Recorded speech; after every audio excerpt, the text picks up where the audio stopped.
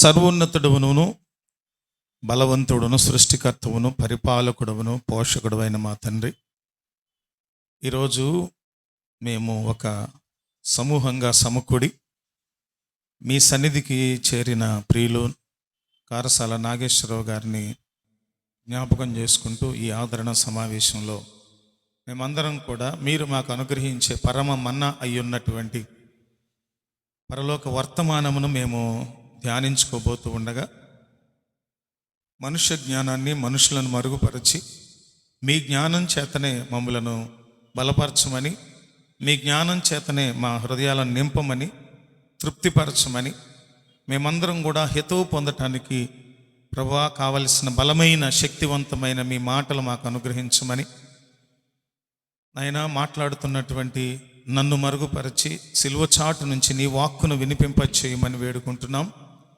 అదే సమయంలో వింటున్నటువంటి ప్రియులైన వారందరూ కూడా ఈ మాటలను శ్రద్ధతో ఆలకించి గ్రహించి ఆ విధంగా జీవితంలో నడుచుకున్నట్లు కృప చూపించండి. సమకూడిన ప్రతి బిడ్డను దీవించి ఆశీర్వదించమని మీకు అప్పగించుకుంటూ యేసయ్య నామములో వేడుకొనుచున్నాము తండ్రి, ఆమేన్.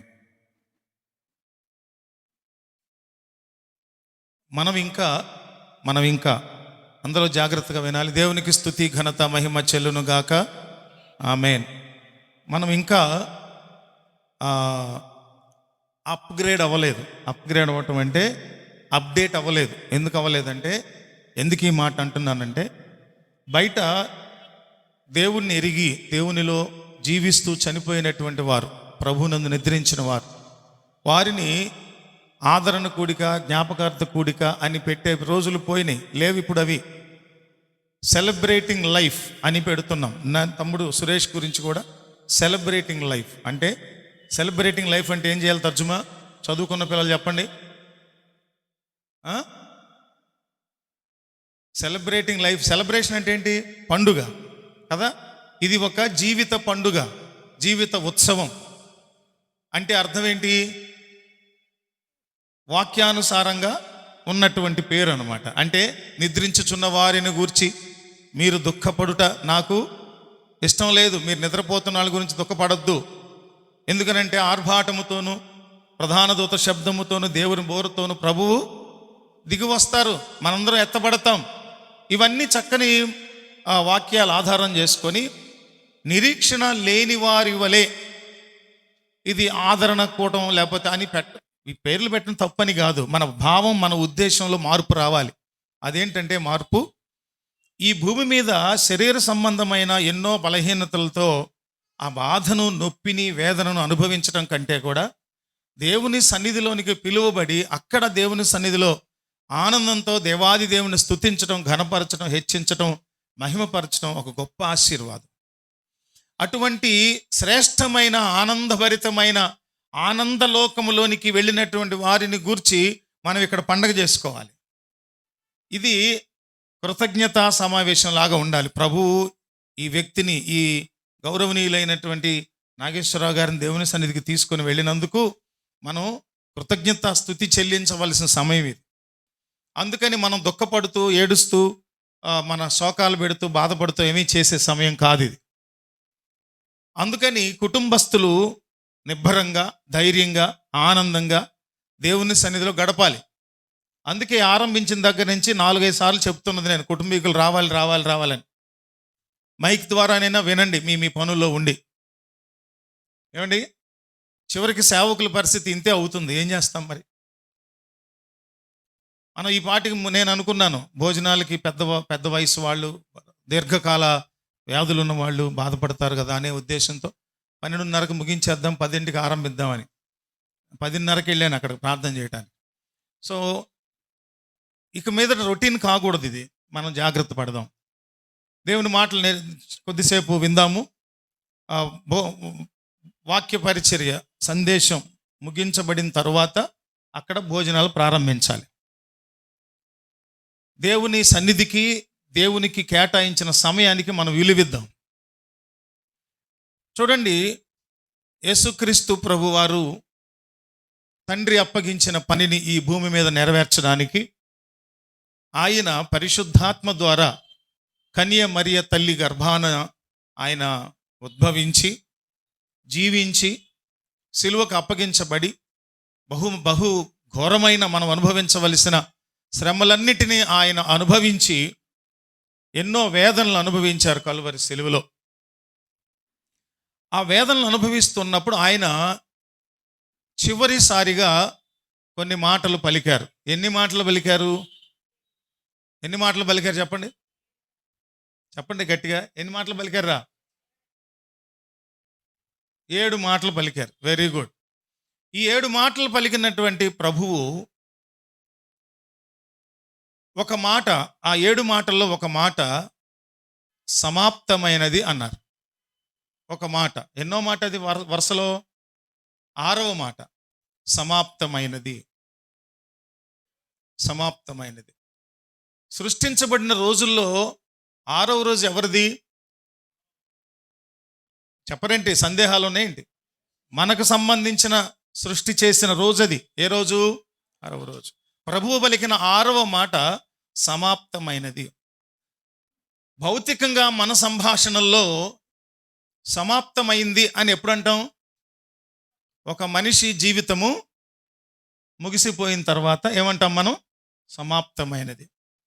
ఇదేంటండి, గుడ్ ఫ్రైడే రోజున కదా చెప్పాలి 7 మాటలు, ఈయనేంటి 6వ మాట తీసుకొని చెప్తున్నాడు అనుకోబాకండి. ఈరోజు మన ధ్యానంలో మూలంగా మనం ఆలోచించవలసింది ఏంటో ఆలోచిస్తే మనకు అవగాహనకు వస్తే ఈ ఆదరణ సమావేశము సంపూర్ణం అవుతుంది. దేవునికి స్తుతి కలుగును గాక. అది సంపూర్ణం కావాలంటే మనకు అవగాహనలకు రావాలి దేవుని మాట. దేవుడు ప్రభువు పరిశుద్ధాత్మ దేవుడు మనతో ఏం మాట్లాడని ఉద్దేశిస్తున్నారు అవి మనకు అర్థం కావాలి. ఇక్కడ ఇంగ్లీష్లో చూసినప్పుడు ఆ మాటకు ఇంగ్లీష్లో ఏమనుందంటే ఇట్ ఈస్ ఫినిష్డ్. ఏమని చెప్పండి పిల్లలు? It is finished. దాన్ని కొంచెం జవాబు కదా, ఇట్ ఈస్ ఫినిష్డ్ అనేది ఒక జవాబు, ఒక స్టేట్మెంట్, ఒక ఆన్సర్. ఇదే ప్రశ్న అయితే దాన్నే చెప్పండి, ఈజ్ ఇట్ ఫినిష్డ్.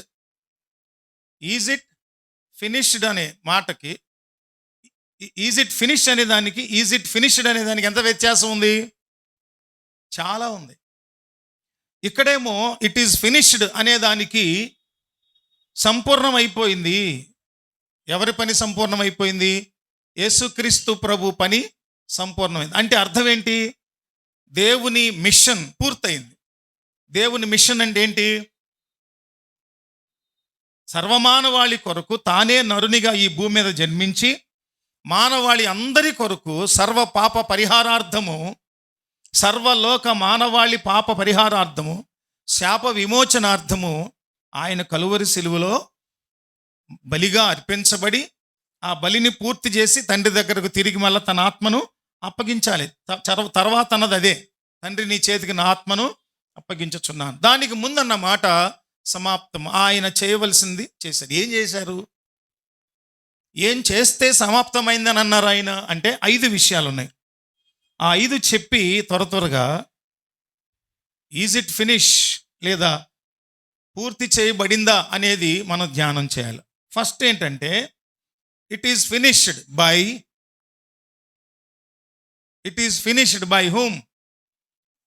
జీసస్. యేసుక్రీస్తు ప్రభు ద్వారా అది ఏం చేయబడింది? సంపూర్ణం చేయబడింది కదా. ఇప్పుడు ఈజ్ ఇట్ ఫినిష్డ్ అంటే నీ ద్వారా పూర్తి చేయబడవలసింది పూర్తి చేయబడిందా? ఆయన చేయవలసింది పూర్తి చేసేశారు. మనల్ని పూర్తి చేయమంటూ కోరినది పూర్తయిందా? ఇది ప్రశ్న. ఈరోజు నాగేశ్వరరావు గారిని జ్ఞాపకం చేసుకుంటూ మనం అవగాహన చేసుకోవాల్సింది. మొట్టమొదటిగా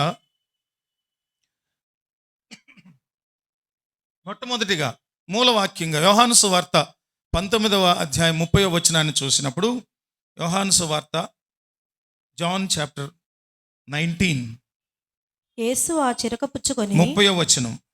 సమాప్తమైనదని యేసు ఆ చిరక పుచ్చుకొని సమాప్తమైనదని చెప్పి తల వంచి ఆత్మను అప్పగించను. సమాప్తమైనది, ఇట్ ఈస్ ఫినిష్డ్ అన్నారు. ఆ సమాప్తమైనది అనే మాట వెనుక ఏమేం సమాప్తమైనవి అనేవి ఒక 5 విషయాలు మనం చూసుకుందాం. మొదటిదిగా చూసినప్పుడు అందరూ పరిశుద్ధ గ్రంథాలు తెరవాలి. అక్కడ కూడా వాక్యం చూపిస్తున్నారు కాబట్టి మేమందరం అలా ఉంటామని కాదు. మీరు కూడా తీయండి వాక్యం. పరిశుద్ధ గ్రంథాన్ని చదవటం మనకు మేలు. దేవుని వాక్య ప్రత్యక్షత, దేవుని వాక్ ప్రత్యక్షత మన చేతిలో బైబిల్ రూపంలో ఉంచబడింది. పరిశుద్ధులైన వారి చేత, పరిశుద్ధాత్మ దేవుడు పరిశుద్ధులైన వారి చేత, శిష్యులైన వారి చేత, ప్రవక్తలైన వారి చేత వ్రాయించి పెట్టినటువంటి పరిశుద్ధ గ్రంథము మన చేతిలో ఉంది. అది దేవుని వాక్ ప్రత్యక్షత, దేవుని వాక్య ప్రత్యక్షత. సో దానిని మనము ఖచ్చితంగా కలిగి ఉందాం. పరిశీలనాత్మకంగా దేవుని లేఖనాలను చదువుతూ ధ్యానిద్దాం. మీరు శ్రద్ధగా వింటున్నారా లేదా అనేది నాకు అర్థమవుతుంది. వినట్లేదని అనిపించినప్పుడు సడన్గా ఆపేయాల్సి వస్తుంది. అర్థమవుతుందా? మీరు చక్కగా వింటుంటే ఇంకా ప్రొలాంగ్ చేయాల్సి వస్తుంది. కాబట్టి చక్కగా విననట్టు నటిస్తే తొందరగా ఆపేయచ్చు కదా. వినండి జాగ్రత్తగా, మనకు మేలు. నేను కూడా నాకు మేలని నేను అనుకుంటూ ఉన్నాను. చూడండి, మొట్టమొదటిది సమాప్తమైనది అనే మాట వెనుక ఉన్న మొదటి నేర్చుకోదగిన సందేశం ఏంటంటే payment for sin. Payment for sin అంటే పాప పరిహారం చెల్లించబడింది. పాపానికి వెల చెల్లించబడింది. పాపానికి జీతం చెల్లించబడింది. ఎవరి పాపానికి? నీ నా మన పాపాలకు పరిహారం చెల్లించబడింది. ఏం చెల్లించబడింది అంటే పేమెంట్ ఫర్ సిన్, పాపమునకు క్రయధనము, వెల, పాపానికి వెల చెల్లించబడింది. చూడండి ఒకసారి. మొదటిది సమాప్తమైనది అనే చోట ఏవి సమాప్తమైందంటే పాపానికి వెల చెల్లించే పని సమాప్తం అయిపోయింది. డబ్బులు కట్టేశారు. ఈ కార్యక్రమాలు జరిగిన తర్వాత బాధ్యత వహించే వాళ్ళు ఇంట్లో హాయిగా అమ్మయ్య అని గాలి పీల్చుకొని సమాప్తమైంది అనాలంటే నిర్వహించిన వాళ్ళు, కొడుకులో అల్లుళ్ళు ఎవరో ఒకళ్ళు ఏమవ్వాలంటే బిల్స్ అన్నీ కూడా ఏం చేయాలి? బిల్స్ అన్నీ వస్తాయి. చాలా బిల్స్ వస్తాయి. వంట మేస్త్రి దగ్గర నుంచి, సామాన్ల దగ్గర నుంచి, షామ్యాన్లు అన్నీ వస్తాయి. అవి ఎప్పుడు ఫినిష్డ్ అని అంటే అర్థం అంటే ఆ బిల్స్ అన్నీ కట్టేసిన తర్వాత, క్లియర్ అయిన తర్వాత అప్పుడు ఆయన అమ్మయ్య అని గాలి పీల్చుకుంటారు. ఇక్కడ పాపానికి పరిహారం చెల్లించబడిపోయింది. వెల చెల్లించబడకపోతే, పాపానికి పరిహారం చెల్లించబడకపోతే ఆ పాపము మనుషులలో అలానే నిలిచి ఉండిపోద్ది. ఆ శాపము అలానే నిలిచి ఉండిపోద్ది. అలా ఉండకుండా నిమిత్తము యేసయ్య సమాప్తమైనదని తండ్రి అప్పగించిన పనిని ముగించి చెప్పినటువంటి ఆ ఎండ్ వర్డ్స్లో, ముగింపు మాటలో ఉన్న పూర్తి చేయబడిన మొదటిది ఏంటంటే పాపానికి పరిహారం చెల్లించబడింది. చూడండి, లేఖనాధారంగా మనం చూసినప్పుడు హెబ్రీ పత్రిక 9వ అధ్యాయము 22వ వచనం. హెబ్రీ పత్రిక 9వ అధ్యాయము 22వ వచనం.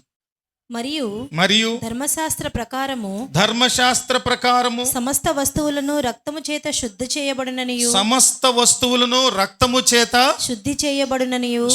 చేయబడుననియు రక్తము చిందింపకుండా, చూడండి, రక్తము చిందింపకుండా పాపక్షమాపణ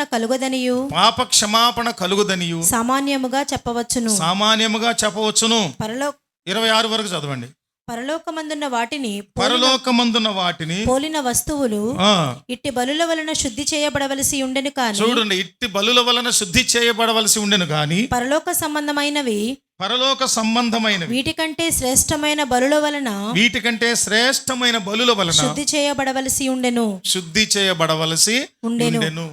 అందువలన నిజమైన పరిశుద్ధ స్థలమును పోలి హస్తకృతమైన పరిశుద్ధ స్థలములలో క్రీస్తు ప్రవేశింపలేదు గాని ఇప్పుడు మన కొరకు దేవుని సముఖమందు కనబడుటకు పరలోకమందే ప్రవేశించెను. అంతేకాదు ప్రతి ప్రధాన యాజకుడు ప్రతి సంవత్సరము తనది కాని రక్తము తీసుకొని పరిశుద్ధ స్థలములోనికి ప్రవేశించినట్లు ఆయన అనేక పర్యాయములు తన్ను తాను అర్పించుకొనుటకు ప్రవేశింపలేదు. తను తాను అర్పించుకోవటానికి ప్రవేశించలేదు కానీ అయితే ఆయనే తన రక్తమునే పట్టుకొని పరిశుద్ధ స్థలంలో ప్రవేశించారు. స్వీయ బలియాగము, తనను తానుగా బలియాగముగా అర్పించుకున్నారు. ఆయన ఎవరు ఆయనను చంపలేరు, ఎవరు ఆయనను బంధించలేరు, ఎవరు ఆయనను ఏమీ చేయలేరు. ఆయనకు ఆయనే అప్పగించుకున్నారు. ఆయనకు ఆయనే బలిగా అర్పించుకున్నారు.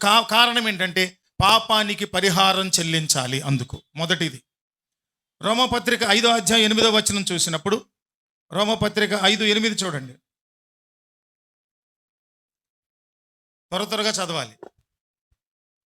రోమాపత్రిక 5వ అధ్యాయం 8వ అయితే వచనం. దేవుడు మన ఎడల తన ప్రేమను వెల్లడిపరచుచున్నాడు. దేవుడు మన ఎడల తన ప్రేమను వెల్లడిపరచుచున్నాడు. ఎట్లనగా మనం ఇంకనూ పాపులమై ఉండగానే క్రీస్తు మన కొరకు చనిపోయెను. చాలండి. పాపులుగా ఉండగా మన కొరకు చనిపోయినందువల్ల మన పాపములను ఏమయ్యాయి? పరిష్కరించబడ్డాయి. శాపం అంతా కూడా ఏం చేయబడింది? పరిష్కరించబడింది. మనకు బదులుగా ఆయన పాపముగా మార్చబడ్డారు. ఎలా మార్చబడ్డారు చెప్పండి? పాపిగా కాదు, పొరపాటును కూడా అలా మాట్లాడకూడదు. ఒక అక్షరం మారిన, ఒక పొల్లు మారిన, ఒక గుడి మారిన తేడా వచ్చేస్తుంది. పాపిగా మారలేదు ఆయన, పాపముగా మార్చబడ్డారు ఆయన. మనకు బదులుగా చెల్లించవలసిన వెలను ఆయన చెల్లించుట ఏమైంది? సమాప్తమైనది. చెప్పండి. మొదటిది, మనకు బదులుగా చెల్లించవలసిన వెల, మన పాపమునకు పరిహారముగా చెల్లించవలసిన వెల సిలువలో చెల్లించారు. సమాప్తమైనది అనే మాటలో ఒక చెల్లింపబడిన, ఒక నెరవేర్చబడిన కార్యము పాపానికి వెల చెల్లించబడటం. రెండవది చూద్దాం. ఫుల్ఫిల్మెంట్ ఆఫ్ ద లా, ధర్మశాస్త్ర నెరవేర్పు. మోషే ద్వారా ఇశ్రాయేలు ప్రజలకు అనుగ్రహించబడిన ధర్మశాస్త్రమునకు నెరవేర్పు సమాప్తమైన దానిలో ఒకానొక సమాప్తం, ఒకానొక విషయం. రెండవది ఫుల్ఫిల్మెంట్ ఆఫ్ ద లా, మోషే ధర్మశాస్త్ర నెరవేర్పు. ఎవరు కూడా అపార్థం చేసుకొని యేసుక్రీస్తు ప్రభు మోషే ధర్మశాస్త్రాన్ని కొట్టేశాడు అని మాట్లాడతారు. పౌలు భక్తుడు రాసినటువంటి ఉత్తరాల్లో రాయబడిన సంగతులను కూడా గ్రహించకుండా సరిగ్గా యేసుక్రీస్తు ప్రభు ధర్మశాస్త్రాన్ని కొట్టేశారు అంటారు. చాలా తప్పది. ఆయన ధర్మశాస్త్రాన్ని కొట్టివేయరు. ఎందుకనంటే ధర్మశాస్త్రాన్ని రాసి ఇశ్రాయేలు ప్రజలకు ఇచ్చిన వారు దేవుడే. ధర్మశాస్త్రాన్ని ఇచ్చిన దేవుడే దాన్ని కొట్టివేస్తే దేవుడు అబద్ధికుడు అవుతారు. దేవుడు అబద్ధికుడు కాదు. ఆయన మాట అవునంటే అవును, కాదంటే కాదు. అందువల్ల దేవుడు ఎప్పుడూ కూడా మాట తప్పని దేవునిగా ఆయనే స్వయంగా ఇశ్రాయేలు ప్రజల యొక్క ప్రవర్తన నియమావళి, పరిశుద్ధ జీవన విధానం కలిగి ఉండాలని దేవుడు ఏది నిర్ణయించారో ఆ ప్రవర్తన నియమావళే ధర్మశాస్త్రం. ఎలా ఉండాలి, ఎలా నడవాలి, ఎలా జీవించాలి, ఎలా పరిశుద్ధంగా ఉండాలి, ఏ విధంగా దేవుని ప్రత్యక్షపు గుడారాన్ని నిర్మించుకోవాలి, ఏ విధంగా బలులర్పించాలి, ఏ విధంగా విభాగించాలి, ఏ విధంగా కోడి దూడలను లేకపోతే గొర్రెలను లేకపోతే మేకలను ఇట్లా బలులర్పించి, ఇవన్నిటినీ కూడా దేవుడు మోషే ద్వారా ఇశ్రాయేలు ప్రజలు రాయించి ఇచ్చినప్పుడు ఆ ధర్మశాస్త్రాన్ని యేసుక్రీస్తు ప్రభువారు నెరవేర్చి ముగించారు. ఉదాహరణకి ఈరోజు కార్యక్రమం తీసుకుంటే నిర్వహించే వాళ్ళు ఏం చేయాలంటే ఒక బిల్లు ఇచ్చినప్పుడు ఆ బిల్లులో ఎంత అమౌంట్ ఉందో అంత అమౌంట్ కట్టాలి.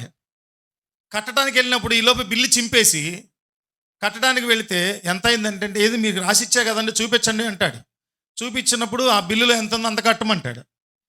ఇప్పుడు కనుక బిల్లు చింపేసామనుకోండి, ముందే ఎంత కట్టాలి ఎలా తెలుస్తుంది? చాలాసార్లు హోటల్కి వెళ్ళినప్పుడు ఆ బిల్లు ఇచ్చినప్పుడు గబకం జేబులో పెట్టేసుకుంటాను నేను. జేబులో పెట్టేసుకొని అక్కడికి వెళ్ళిన తర్వాత డబ్బులు ఎంత సార్ అంటాడు. ఎంత ఏంటి? మీకు బిల్లు ఇచ్చారు కదా సార్ వెయిటరు. ఓ బిల్లు ఇచ్చారు కదా, తీసి ఆ బిల్లు చూపిస్తే ఇంత అయిందని చెప్తాడు. అప్పుడు కడతాను డబ్బులు. ఇక్కడ గమనించినప్పుడు అయితే ధర్మశాస్త్రాన్ని ఎవరు రాశారో, మోషే భక్తుని చేత ఎవరు రాయించారో ఆ దేవుడే నరావతారిగా యేసుక్రీస్తు నామధారిగా ఈ భూమి మీదకి వచ్చినప్పుడు సమాప్తమైనది అన్నప్పుడు జరిగినటువంటి రెండవ సమాప్తం ఏంటంటే, రెండవ ఎండ్ ఏంటంటే, ఆయన పూర్తి చేసినటువంటి మరొకటి ఏంటంటే ధర్మశాస్త్రాన్ని అంట ఆయన నెరవేర్చి ముగించారట. దేవునికి స్తోత్రం కలుగును గాక. నెరవేర్చి ముగించారట ఆయన. అందుకని మత్తయి సువార్త 5వ అధ్యాయము 17-18 వచనాలు చదవండి. మత్తయి శుభవార్త 5వ అధ్యాయం 17-18 వచనాలు. ధర్మశాస్త్రమునైనను ప్రవక్తల వచనములనైనను. చూడండి, ప్రభు చెప్తున్న మాట. గలిలయ సముద్ర తీరంలో ఒక కొండ మీద ఎక్కి కూర్చొని ప్రభు బోధిస్తూ చెప్తున్నటువంటి మాట అది. ఆయన అంటున్న మాట ఏంటంటే చదవండి. ధర్మశాస్త్రమునైనను ప్రవక్తల వచనములనైనను కొట్టివేయవచ్చితనని తలంచవద్దు. నెరవేర్చుటకే గాని కొట్టివేయుటకు నేను రాలేదు. ఆకాశమును భూమి గతించిపోయిననే గాని ధర్మశాస్త్రం అంతయు నెరవేరు వరకు దాని నుండి ఒక పొల్లైనను ఒక సున్నైనను తప్పిపోదని నిశ్చయముగా మీతో చెప్పుచున్నాను. గమనించండి, ఎవరు మాట్లాడారు ఈ మాట? స్వయంగా యేసుక్రీస్తు ప్రభువారు మాట్లాడిన మాట. ఎవడైనాను ఆయన మాట్లాడిన మాటకు వాదించడానికి కానీ, వెనుదీయటానికి కానీ, తిరగరాయటానికి కానీ, కొట్టివేయటానికి కానీ, సర్దుబాటు చేయటానికి కానీ ఎవడికి దమ్ము లేదు, హక్కు లేదు. నేరుగా ప్రభు మాట్లాడిన మాట. నేను ధర్మశాస్త్రాన్ని కానీ, ప్రవక్తల మాటలను కానీ నేను కొట్టివేయటం ఎందుకు తెలుసా రాలేదు? ధర్మశాస్త్రాన్ని రాయించింది నేనే, ప్రవక్తలకు ప్రవచనాలను చెప్పించింది నేనే. ఎందుకు? ధర్మశాస్త్రం ఎందుకు? ప్రవక్తల చేత వ్రాయించిన సంగతులు ప్రజలకు చెప్పేది ఎందుకు? మనందరి క్షేమం కొరకు. ఒకటే మాట, మనందరి క్షేమం కొరకు, మనందరూ క్రమశిక్షణగా ప్రభువునే సేవిస్తూ బతకడం కొరకు మనకి ఇవ్వబడినటువంటిది ఈ ధర్మశాస్త్రం. అందుకని ప్రభు అంటున్నారు, ధర్మశాస్త్రాన్ని నేను చెప్పండి కొట్టివేయటానికి రాలా. ఎవరు అంటానికి వీలేదు ఆ మాట. ఎవరు యేసయ్య ధర్మశాస్త్రాన్ని కొట్టేయటానికి వచ్చారని థీరీలు కూడా చెప్పడానికి వీలేదు. కొత్త కొత్త సిద్ధాంతాలు ప్రతిపాదించడానికి కూడా వీల్లేదు. ఒకటే సూటి మాట, నేను ధర్మశాస్త్రాన్ని కానీ, ప్రవక్తల మాటలను కానీ కొట్టివేయటానికి రాలే, వాటిని నెరవేర్చడానికి వచ్చా. సమాప్తమైన అన్న వెంటనే ఏమైపోయినాయి? ధర్మశాస్త్రం ఏమైపోయింది? సిలువలో నెరవేర్చబడిపోయింది. తర్వాత కొలస్సీ పత్రిక 2వ అధ్యాయం 14వ వచనం కూడా ఒక లేఖనాధారంగా మనం చూసుకుందాం. కొలస్సీ పత్రిక పౌలు భక్తుడు కొలస్సీ సంఘానికి రాసిన అపరాధముల వలనను చూడండి, అపరాధముల వలనను శరీరమందు సున్నతి పొందక ఉండుట వలనను మీరు మృతులై ఉండగా దేవుడు వ్రాతరూపకమైన ఆజ్ఞల వలన మన మీద రుణముగాను మనకు విరోధముగాను ఉండిన పత్రమును మేకులతో సిలువకు కొట్టి దాని మీద చేవ్రాతను తుడిచివేసి మనకు అడ్డము లేకుండా దానిని ఎత్తివేసి మన అపరాధములన్నింటినీ క్షమించి ఆయనతో కూడా మిమ్మును జీవింపజేసెను. ఏం చేశారంటే మన అపరాధ పత్రాన్నంతా, మన దోష పత్రాన్నంతా సిలువలో మేకులతో కొట్టేసి, అంటే సిలువలో మేకులతో సెపరేట్ ఇంకో సిలువ మీద తీసుకెళ్ళి కొట్టలా, ఆయన మీదే. ఏమన్నాం మనం? ఆయన ఎలా మార్చబడ్డారు? పాపముగా మార్చబడ్డారు కదా. ఆయన మీదే మన అపరాధములన్నింటినీ మేకులతో కొట్టబడి దానిని ఫుల్ఫిల్ చేసేసారు, నెరవేర్చేశారు. ఇంకొక చోట అంటారు ఆయన, ఎన్నటికి వాటిని నేను జ్ఞాపకం చేసుకోనను అంటున్నారు. శాశ్వతంగా వాటన్నిటినీ కూడా పరిహారం చేసేసి సిలువలో సమాప్తమైనది అన్నారు. అది జరిగించకుండా సమాప్తం అని అనలేదు. మొదటిదేంటి చెప్పండి? పేమెంట్ ఫర్ సిన్ అంట, పాపమునకు వెల చెల్లించి సమాప్తం అన్నారు. రెండవది ధర్మశాస్త్రాన్ని నెరవేర్చి సమాప్తం అన్నారు. గలతీ పత్రిక 3వ అధ్యాయం 23వ వచనం. గలతీ పత్రిక 3వ అధ్యాయం 23వ వచనం. విశ్వాసము వెల్లడి కాకమునుపు ఇక ముందుకు బయలుపరచబడబోవు విశ్వాసము అవలంబింపవలసిన వారముగా చెరలో ఉంచబడినట్టి మనము ధర్మశాస్త్రమునకు లోనైన వారమైతిమి. ధర్మశాస్త్రానికి లోనైన వారు ఎలా ఉన్నారంటే జైల్లో ఉన్నటువంటి వారుగా. అంటే అర్థం ఏంటి? జైల్లో ఉండటం బంధకాలతో స్వేచ్ఛ లేకుండా ఉన్నటువంటి వారుగా ఉన్నామంట. వాటినే ఆచార వ్యవహార కర్మకాండలు అంటాం. ఆచార వ్యవహారాలు, కర్మకాండలు, ఇవన్నిటితో మనం ఏమైపోతున్నామంట? జైల్లో ఉన్న వాళ్ళగా ఉన్నాం. అంటే అర్థం ఏంటి? బంధింపబడిపోయి ఉన్నాం. బంధింపబడిన వాడు స్వేచ్ఛగా కదలలేడు, బంధింపబడిన వాడు స్వేచ్ఛగా తిరగలేడు. పౌలు భక్తుడైతే చెరలో బంధించబడ్డాడు. ఎట్లా? 2 కాళ్ళు 2 చేతులు గొలుసులతో కట్టబడితే ఆ జైళ్ళలో ఆ గొలుసులు రాసుకొని ఈ చేతులకు, కాళ్లకు, ఆ పాదముల పైన ఉన్నటువంటి యాంకిల్స్కి రక్తపాతం అయిపోయి అవి మానక రసి కారుతూ, కదిలితే నొప్పి, మెదిలితే నొప్పి, చెరలో ఉన్నప్పుడు అంత బాధను అనుభవిస్తూ కూడా ఆయన అనేక సంఘాలకు ఉత్తరాలు రాశారు. ఎందుకనంటే వాళ్ళందరూ బాగుపడాలని. ఇక్కడ ధర్మశాస్త్ర సంబంధమైనటువంటి బంధకాల్లో ఉన్నటువంటి మనం చదవండి, కంటిన్యూ చేయండి. కాబట్టి మనము విశ్వాస మూలమున నీతిమంతులమని తీర్చబడినట్లు క్రీస్తునొద్దకు మనలను నడిపించుటకు ధర్మశాస్త్రము మనకు బాలశిక్షకుడు ఆయను. ధర్మశాస్త్రము మనకేమయ్యాడంట? బాలశిక్ష అంటే ఏంటి? డిగ్రీలో నేర్చుకునేదా? పీజీలో పిహెచ్డీలో నేర్చుకునేదా బాలశిక్ష అంటే? ఆ పేరులోనే ఉంది. బాలశిక్షకుడు అంటే ఏంటంటే ప్రైమరీ థింగ్స్, అంటే ప్రధానమైన పునాది సూత్రాలు మాత్రమే నేర్చుకోవడానికి ఉపయోగపడే బాల శిక్ష రెండు ఉంటాయి మనకి. చిన్నప్పుడు ఉండేవి పెద్ద బాల శిక్ష, చిన్న బాల శిక్ష. ఇప్పుడు కనపడవు. కానీ వన్ టౌన్లోకి వెళితే ఒక పబ్లిషర్స్ ఉన్నారు, వాళ్ళ దగ్గర ఎప్పుడో పబ్లిష్ చేసినవి ఉన్నాయి, పెద్ద బాల శిక్ష, చిన్న బాల శిక్ష. అంటే ఏముంటాయంటే అన్ని శాస్త్రాలు కలిపి ఒక మనిషి బాల్యంలో నేర్చుకోదగిన సంగతులు, కొంచెం ఎదిగిన తర్వాత తెలుసుకోదగిన సంగతులు ఉంటాయి. ధర్మశాస్త్రాన్ని ఏమని మాట్లాడుతున్నారు పౌలు భక్తుడు గలతీ సంఘానికి రాస్తూ, అది ఒక బాల శిక్షకుడు మీకు ఒక ప్రైమరీ టీచర్ కనుక మీరు ఏం చేయాలంటే, నేర్చుకున్నారు మంచిదే. ఆయన కూడా అంటాడు కదా, ఒకప్పుడు మేము పిల్లవాని వలె మాటలాడి తిని తలంచి తిని ప్రవర్తించింది, ఇప్పుడు పెద్దవాడిని అయిపోయాను. పెద్దవాడైన తర్వాత స్వయంగా నీవు చేసుకోగలిగిన మంచి నువ్వు చేయాలి. పెద్దవాడైన తర్వాత కూడా చేయకపోతే దేవునికి మనం అవిధేయులం అవుతాం. గలతీ పత్రిక 3:23 చూస్తున్నాం మనం. రోమాపత్రిక 10లో కూడా చూస్తే 10:4 చూడండి. రోమాపత్రిక 10:4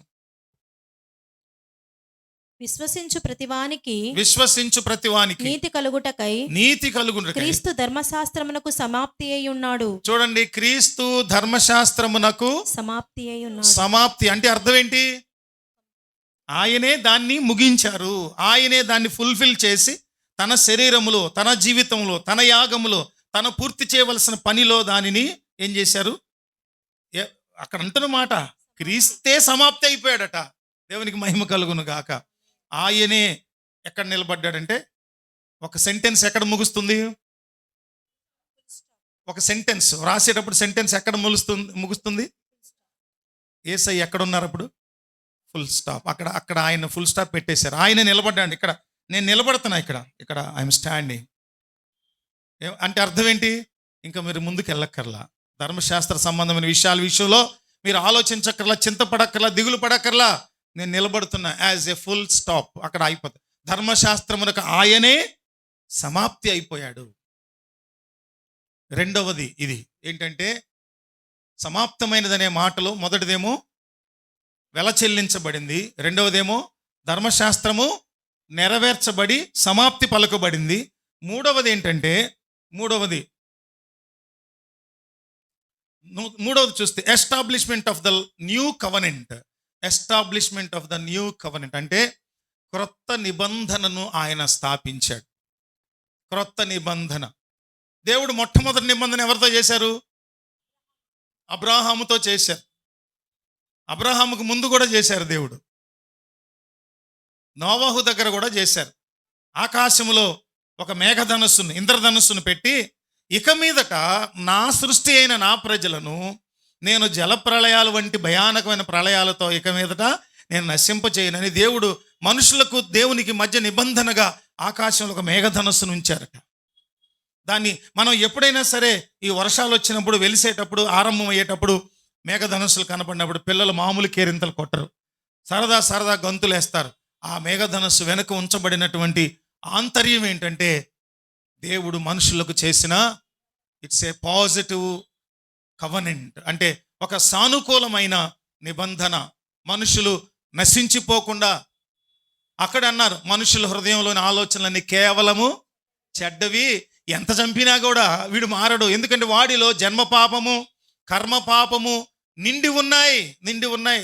ఈరోజు ప్రభువుని సేవిస్తున్నారు ఇశ్రాయేలీలు, రేపేమో నువ్వు కాదయా మా దేవుడు అని విగ్రహాలకు బలిపీఠాలు కట్టి పూజలు చేయటం, పునస్కారాలు చేయడం చేస్తున్నారు. అందుకనే ఏ మనుషుడు కూడా దేవునితో స్థిరులుగా లేరు. అందుకని కొద్ది మందే రికార్డ్స్కి ఎక్కారు. హనోకు లాంటి వారు దేవునితో నడుచుకొని వెళ్ళిపోయారంట. ఏలియా లాంటి వారు అగ్నిరథాల మీద కొనిపోయి వెళ్ళిపోయారంట. తర్వాత మెల్కీసెదెకు ఆయన పూర్తి వివరాలు ఎక్కడ లేవు, ఆయన కూడా అలానే దేవుని సన్నిధికి వెళ్ళిపోయాడట. ఇట్లా గమనిస్తే చాలామంది, 199 మంది దేవుని మీద ఈరోజు పూజ చేయటం, భక్తి చేయటం, ఈరోజు భక్తిలో జీవిస్తూ బలిపీఠాలు కట్టి దేవుణ్ణి ఆరాధించడం, రేపొద్దున వేరే దేవతలకు, అష్టారోత దేవతలను, తర్వాత బయలు దేవతలని, దాగోను ఇట్లా దేవతలకు దండాలు పెట్టేయటం, బలిపీఠాలు కట్టడం, బలులు అర్పించడం చేశారు.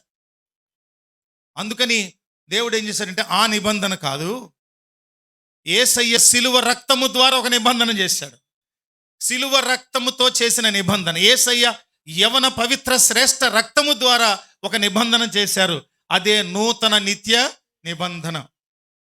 మనం ప్రభు బలలో పాల్గొనే ప్రతిసారి చెప్పేటటువంటి నిబంధన ఏంటి? ఆ నిబంధన అంటే, ఇదిగో ఆయన రక్తమునకు సాదృశ్యమైన రసము. ఏంటిది? నూతన నిత్య నిబంధన రక్తము. యేసుక్రీస్తు ప్రభు ఏం చేశారంటే, మూడవదిగా ఆయన సమాప్తమైన అది అన్న మాటలో సమాప్తం చేసినటువంటి మూడవది ఏంటంటే, establishment of the new covenant, అంటే నూతన నిత్య నిబంధనను స్థాపించారు ఆయన. మొదటి నిబంధనను స్థాపించిన వారు ఎవరబ్బా? మనుషులా? దేవుడే. మరలా రెండవ నిబంధన ఎందుకు స్థాపించాల్సి వచ్చిందంటే, ఇక బలులు, యాగాలు, యజ్ఞాలు, ఆచార వ్యవహార కర్మకాండలు ఇటువంటి ఏమీ అక్కర్లేదు. నేను నరునిగా భూమి మీదకి వెళ్ళి శరీరధారిగా పరిశుద్ధుడిగా జీవించి సిలువ రక్తమును నేను చిందిస్తాను అక్కడ కలువరి సిలువలో. ఈ రక్తము చాలు. ఎంతమందికి చాలు? భూత వర్తమాన భవిష్యత్ కాలాలలో, లేదా వర్తమాన భవిష్యత్ కాలాలలో జీవించే వారికి, జీవిస్తున్న వారు, జీవించబోయే వాళ్ళందరికీ కూడా చాలినటువంటి నిబంధన రక్తమును ఆయన చిందించారు. అలా చిందించి ఈ ఎస్టాబ్లిష్డ్ ఎ న్యూ కవెనెంట్. అదేంటంటే చూద్దాము. ఇర్మియా పుస్తకం 31వ అధ్యాయము. ఇర్మియా పుస్తకం 31 చదవండి. ఇర్మియా పుస్తకం 31:31.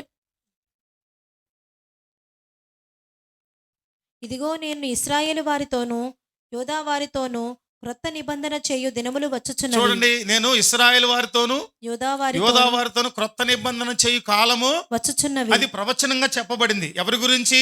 యేసుక్రీస్తు. యేసుక్రీస్తు ప్రభువారు కలువరి సిలువలో నూతన నిత్య నిబంధన చేయటానికి వస్తారని ముందస్తుగానే ప్రవక్త అయిన ఇర్మియా ద్వారా ప్రభువు రాయించి పలికించారు. చదవండి.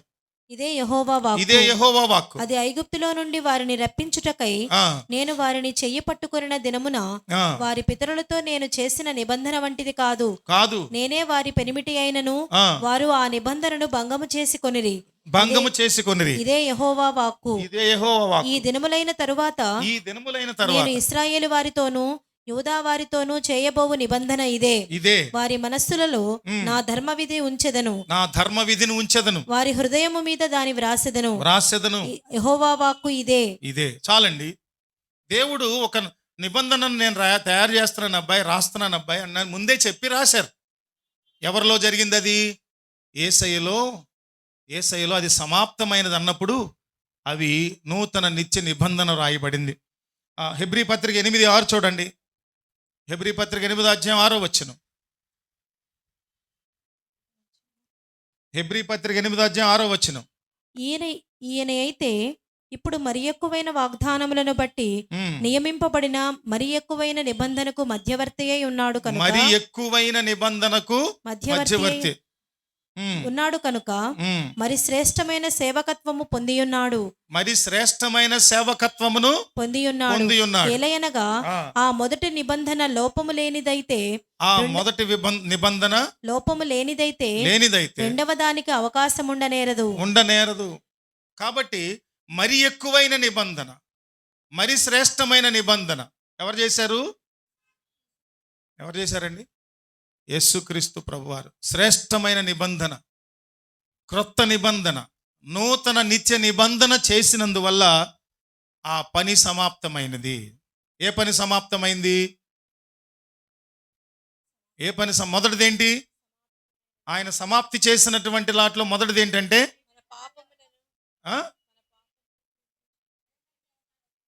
తెలుగులో చెప్పండి. పాపమునకు పరిహారము చెల్లించబడింది. పెయిడ్ అది అయిపోయింది. రెండవది ఏంటి? ధర్మశాస్త్రాన్ని నెరవేర్చారు. మూడవది ఏంటి? ఈయన ఒక నూతన నిత్య నిబంధనను స్థిరపరిచారు. క్రొత్తదైన మరి ఎక్కువదైన నిబంధనను రాయబడింది. అర్థమైందా? అది నెరవేర్చి ఆయన ఏం చేశారు? ముగించారు. నాలుగవది చూద్దాం. నాలుగవది reconciliation to the father. Reconciliation అంటే అర్థం ఏంటంటే సయోధ్య అంటే అర్థం ఏంటంటే, ఇరువురి మధ్య విభేదం వచ్చినప్పుడు, ఇరువురి మధ్య మనస్పర్ధలు వచ్చినప్పుడు, ఇరువురి మధ్య ఏదైనా ఒక ఆటంకం ఏర్పడినప్పుడు ఇరువురి మధ్య దూరం ఏర్పడిపోతుంది. ఆ దూరాన్ని యేసుక్రీస్తు ప్రభు ఏం చేశారంటే తీసివేశారు. మనకును దేవునికి మధ్య పాపం అనే అడ్డుగోడ ఉంటే దాన్ని యేసయ్య సిలువలో కూల్చివేసేశారు. దేవునికి మనకు సయోధ్య కుదిర్చారు. ఏం కుదిర్చారు చెప్పండి? సయోధ్య అంటే అర్థం ఏంటంటే సంధి. సయోధ్య అంటే ఏంటి చెప్పండి? సంధి. 2వ పత్రిక, కొరింథీ 2వ పత్రిక 5వ అధ్యాయం 18వ వచనం. కొరింథీలకు రాసిన 2వ పత్రిక 5వ అధ్యాయం 18, 19 వచనాలు. సమస్తమును దేవుని వలనైనవి, సమస్తమును దేవుని వలన అయినవి, ఆయన మనలను క్రీస్తు ద్వారా ఆయన మనలను క్రీస్తు ద్వారా తనతో సమాధానపరచుకొని సమాధానపరచుకొని ఆ సమాధానపరచు పరిచర్యను మాకు అనుగ్రహించెను. చాలండి, చాలు. ఎటువంటి పరిచర్యను అనుగ్రహించాలో చెప్పారు. కానీ పౌలు భక్తుడు అంటారు కొరింథీ సంఘంతో, దేవుడు క్రీస్తు వారి ద్వారా ఏం చేశారంట? దేవునికి మనకును మధ్య సంధి, సమాధానం, శాంతి, సయోధ్య కుదిర్చారట. అంటే మనం ఎప్పుడు కూడా దేవునికి శత్రువులుగా ఉన్నాం. దేవుడు ప్రేమిస్తూ వెంటపడుతున్నప్పటికీ దేవుని ద్వేషిస్తూ ఉన్నాం, దూరపరుస్తూ ఉన్నాం, తిరుగుబాటు చేస్తూ ఉన్నాం, దేవుని ఎడల వ్యతిరేక స్వభావం కలిగి ఉన్నాం. ఎప్పుడు తిరుగుబాటుదారులే, ఎప్పుడు సనుక్కోవటం, కొనుక్కోవటమే. పళ్ళల్లో ఉన్న ఫుడ్ పళ్ళల్లోనే ఉండగానంట వాళ్ళు ఇంకా మళ్ళీ ఆహారం కావాలని దేవుడు ఒక పనిష్మెంట్ లాగా ఇచ్చి తిన్నవాళ్ళు చాలామంది చచ్చారట జీర్ణం అవ్వక. మనం అట్లాంటి దుర్మార్గతలో ఉన్న మన పితరులు అంత దుర్మార్గమా మరిని? ఇప్పటికేమైనా తక్కువ ఉందా? ఏమైనా తక్కువ ఉందండి? ఇప్పటికేం తక్కువ లేదు. ప్రబలిపోయింది అన్యాయం, అక్రమం, దుర్మార్గత ప్రబలిపోయి ఏం చేస్తున్నాం అంటే మనము దేవునితో యేసుక్రీస్తు ప్రభు సంధిని కూర్చితే, సమాధానాన్ని కూర్చితే, శాంతిని, సయోధ్యను మనకు ఏర్పరిచి దేవునికి మనకున్నటువంటి పాపం అనే అడ్డుగోడను తీసివేసేస్తే, పాపానికి వెల చెల్లించి తానే పాపముగా మార్చబడి వెల చెల్లించేస్తే, ఇప్పుడు మనం చేస్తున్న పని ఏంటంటే తిరిగి మరలా దేవునితో వైరం పెట్టుకుంటున్నాం, తిరిగి మరలా దేవునితో శత్రుత్వం పెంచుకుంటున్నాం, దేవునికి వ్యతిరేకులు అయిపోతున్నాం. తిరిగి అవుతున్నామా లేదా? దేవునికి శత్రువులుగా మారిపోతున్నాం. పరీక్షించుకోవాలండి, పరీక్షించుకోవాలి. నేను ఒక మాట చెప్తున్నాను, జాగ్రత్తగా వినండి. క్రైస్తవ సమాజం వినాల్సినటువంటి మాట. మాధ్యమం ద్వారా కూడా, సాంఘిక మాధ్యమంతో కూడా చెప్తున్నాను. ఏంటి తెలుసా? ఒక వ్యక్తి దేవునిలో తాను పాపిని తెలుసుకొని పాపములను క్షమించి అధికారం కలిగిన వాడు యేసయ్యను గుర్తించి దేవుని వాక్యం ద్వారా గుచ్చబడి పట్టబడి నమ్మి బాప్తిస్మం పొంది పరిశుద్ధుల గుంపులో చేరి బలలో పాల్గొంటున్నటువంటి ఒక వ్యక్తి చనిపోతే, అనగా నిద్రిస్తే, ప్రభు దగ్గరికి వెళ్తే, ఆ వ్యక్తి పరిశుద్ధమైన జీవితం జీవించి ప్రభు దగ్గరికి వెళితే, ఇక్కడున్న భూమి మీద ఉన్న వాళ్ళు అతను అసలు లోకంలో పాపంలో కూరుకుపోయినటువంటి వాళ్ళకి ఏమేమైతే చేస్తారో, ఏమేమైతే పరిశుద్ధులను చక్కగా సాగనంపవలసినటువంటి స్థితిలో భూ సంబంధంగా దశాబ్దాలు శతాబ్దాలుగా మన పూర్వీకులు నేర్పించుకుంటూ వచ్చిన దరిద్రపు పద్ధతులన్నింటినీ, వ్యర్థమైన పద్ధతులన్నింటినీ సంఘానికి అతికిచ్చి రుద్ది ఏం చేశారంటే పరిశుద్ధుణ్ణి పరిశుద్ధంగా సాగనంపడం లేదు. టపాసులు, భయంకరంగా టపాసులు పేల్చడం, జోహార్ అంటాం, కామ్రేడ్ అంటాం. జోహార్లు కామ్రేడ్లు ఏంటండి? ధూపం వేయటం, కొబ్బరికాయలు కొట్టడం, ఇంకా ఏమని చెప్పం, 1, 2 ఇవన్నీ చేసి పరిశుద్ధుని సాగనంపవలసిన పద్ధతిలో కాకుండా మనము మన క్రియలను బట్టి వాడు ఒకవేళ నరకానికి పోతాడో అన్న భయం వేస్తుంది నాకు. మార్చుకోవాలి. క్రైస్తవ సమాజం మారాల్సి ఉంది. పూర్వీకుల నుంచి వచ్చేసినంత మాత్రాన అది సంప్రదాయం అండి, పద్ధతి అండి, సంప్రదాయం పద్ధతి. అది నువ్వు పాటిస్తున్న సాంప్రదాయం కాదు, పద్ధతి కాదు. ఆ వ్యక్తిని దేవునికి దూరం చేసేస్తున్నామేమో, మరింత దేవునికి దూరం అయిపోతున్నాం. మనం జాగ్రత్తగా ఉండాలి సుమా. ఎవరిని అంటున్నారు మీరంటే, ఎవరినైనా, ఎవరు పాటిస్తే వాళ్ళని. సాంప్రదాయిక సంఘాలైనా, ప్రాచీన సంఘాలైనా, ఆధునిక సంఘాలైనా, ఏ పేరు పెట్టుకున్న సంఘాలైనా సరే, పరిశుద్ధుడిని పరిశుద్ధుడిగా సాగనంపాల. పెళ్ళికి బ్యాండ్ మేళం పెడుతున్నారా? చనిపోయిన అతను బ్యాండ్ మేళం పెట్టండి. నిన్న మేము ఎడ్లపాడు వెళ్ళాం అంతిమయాత్రకి. 92 సంవత్సరాలు బతికారు ఒక పెద్ద ఆయన. లూథరన్ సంఘాల్లో పెద్ద నాయకునిగా, హెడ్ మాస్టర్గా, కరస్పాండెంట్గా చేసి చనిపోయారు. 92 సంవత్సరాలు. ఆయనకి చక్కగా బ్యాండ్ మేళం పెట్టి దేవుని పాటలు పాడించుకుంటూ తీసుకువెళ్ళారు. అక్కడ కూడా ఉన్నాయి, అది ఓకే. కొబ్బరికాయలు ఉన్నాయి, అగరత్తులు ఉన్నాయి, టపాకాయలు ఉన్నాయి, వాళ్ళ దినం ఆడు పాడి పిండా కూడా అన్నీ ఉన్నాయి. సిగ్గుచేటండి, పొల్యూట్ చేశారు క్రైస్తవ సమాజాన్ని, సంఘాన్ని. అలాగని అందరూ కాదండి, చాలామంది చాలా పెద్ద పెద్ద గొప్ప దైవజనులు చనిపోయినప్పుడు వారందరినీ ఎంతో పవిత్రంగా ఎంతో ఘనంగా తీసుకువెళ్తున్నారు. అందుకని తండ్రితో మనకు ఉన్న విభేదాన్ని యేసుక్రీస్తు ప్రభువారు సిలువలో సంధి చేసి సమాప్తి చేశారు. గొడవ లేదు దేవునికి మనకి, కానీ మనమే పద్దాక ఏం చేస్తున్నాం, దేవునికి మన అవిధేయత వల్ల దూరం అయిపోతున్నాం. అది 4వది. 5వది కూడా చూద్దాం. 5వది యేసయ్య సమాప్తమైనది అన్న దాంట్లో జరిగినటువంటి మరొక పూర్తి చేయబడిన క్రియ, చివరిది 5వది ఏంటంటే పాపముపై మరణంపై విజయం. దేవునికి స్తోత్రం కలుగును గాక. పాపముపై మరణంపై విజయం. సర్పం మరణము యొక్క శిరస్సును దేవుడు ఏం చేశాడు, చితక కొట్టేశాడు. మరణ భయము, మరణమునకున్న శక్తి నిర్వీర్యం అయిపోయింది. మరణమును నిరర్ధకం చేసేసాడు దేవుడు. అందుకని క్రైస్తవులకు మరణం అంటే భయం ఉందంటే వాళ్ళకి నిరీక్షణ లేదని అర్థం. మనం క్రైస్తవులం అయితే ఏం చేయాలి తెలుసా? ఏం చేయాలి? సంతోషంగా ఉండాలి. ఒక పరిశుద్ధుడిగా చనిపోయిన వ్యక్తి జీవితాన్ని సెలబ్రేట్ చేసుకోవాలి. ఏం రాస్తున్నారు ఇప్పుడు? Celebrating life. అది కరెక్ట్ అన్నమాట. అందుకని గమనించాల్సింది ఏంటంటే మన జీవితాలలో యేసుక్రీస్తు ప్రభు చేసిన 5వ సమాప్తిలో ఒక సమాప్తి ఏంటంటే ఆయన పాపముపై మరణముపై విజయాన్ని పొందాడు. ఇక మనకు పాపం అంటే భయం లేదు, అంతేనా? పాపం అంటే భయం లేదంటే అర్థం ఏంటంటే పాప శాపాలకి మన మీద అధికారం లేదు. మనం ఇంకా పాపంలో శాపంలో ఉండటానికి వీల్లేదని అర్థం.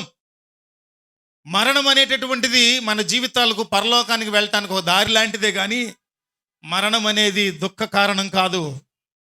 శరీరంతో ఉన్నాం కాబట్టి మనం నొప్పిని బాధను భరించలేము. ఎన్నో సంవత్సరాలుగా బంధాలు బాంధవ్యాలు అనుబంధాలతో బతుకుతున్నాం కాబట్టి ఎడబాటును సహించలేని పరిస్థితి. కానీ ఆ ఎడబాటు అనేది కొద్దిసేపే. మనం గ్రహించాల్సింది ఏంటంటే ఈ వ్యక్తి ఇక్కడ కన్ను మూస్తే దేవుని సన్నిధికి వెళ్తున్నాడు. రక్షింపబడి కన్ను మూస్తే 2వ మరణంలో పాలు లేదు. విన్నారా?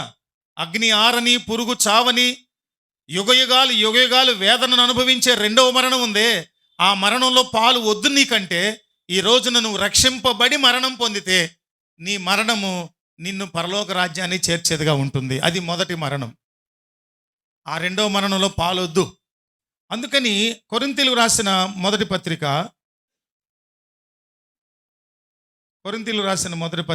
15వ అధ్యాయము 55 నుంచి 57 వచనాలు చదవండి. విజయమందు మరణము మృంగివేయబడెను అని వ్రాయబడిన వాక్యము నెరవేరును. చూడండి, విజయమందు ఏం మింగవేయబడింది? మరణము మృంగి. ఎవరి విజయము? సిలువ విజయము. యేసయ్య సిలువ విజయములో మరణం ఏమైపోయింది? మృంగివేయబడిపోయింది. ఎలా మృంగివేయబడింది? మరణం ఉన్న చోట మరణం అంతమైపోయి జీవము దానిలో ప్రవేశించింది. మనం పగలనక రేయనకనే పాటలో చరణంలో ఉంటుంది అనమాట. పాపాన్ని తుడిచేసింది, మరణాన్ని హతమార్చింది. చావును చంపేశాడు యేసయ్య. ఏమైందంట? విజయమందు మరణము మృంగివేయబడిపోయింది. చదవండి. ఓ మరణమా నీ విజయం ఎక్కడ? మరణమా నీ ముల్లెక్కడ? ప్రశ్నించి మళ్ళీ జవాబు చెప్తారు. చూడండి, మరణపు ముల్లు పాపము. పాపమునకున్న బలము ధర్మశాస్త్రమే. కాబట్టి మనందరం కూడా మరణతుల్యమైనటువంటి బ్రతుకులు కలిగిన వాళ్ళం, కానీ యేసయ్య సిలువ మరణం ద్వారా మరణము నిర్వీర్యం అయిపోయి మనము జీవమునకు వారసులం అయిపోయాం. దేవునికి స్తోత్రం కలుగును గాక.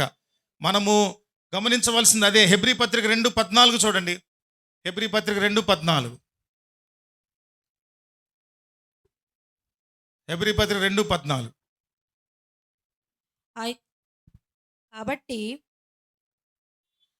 ఆ పిల్లలు రక్తమాంసములు గలవారైనందున ఆ ప్రకారమే మరణము యొక్క బలము గలవానిని, అనగా అపవాదిని మరణము ద్వారా నశింపచేయుటకును, జీవితకాలమంతయు మరణ భయము చేత దాస్యమునకు లోబడిన వారిని విడిపించుటకును ఆయన కూడా రక్తమాంసములలో పాలివాడాయను. చూడండి, రక్తమాంసములలో యేసయ్య పాలివాడాడంట.